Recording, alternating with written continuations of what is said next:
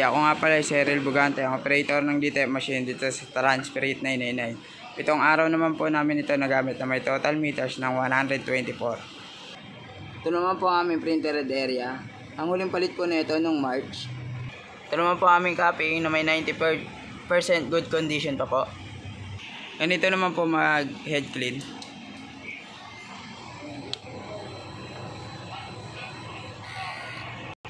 After head clean po, nasa ng wiper.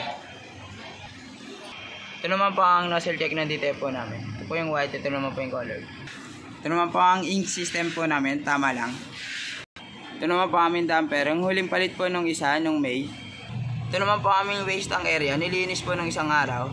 Ito naman po aming ABR. Ito naman po aming ground wire, nakadikit po siya sa wall. Ito naman po ang in-use ink namin, nakalagay sa basket ng maayos. Ito naman po ang DTF powder na stock. Dito naman po ang DTF ink namin mga stock. Tapos dito naman po nakalagay ang DTF roll namin. Ito naman po ang consumable monitoring namin. Sa weight naman po, dalawa po nagamit namin. Sa powder naman po, dalawa. Sa DTF film naman po, dalawa din po. Ito naman po ang DTF output po namin. Ito naman po ang DTF weekly checklist po namin. Updated naman po siya. Thank you.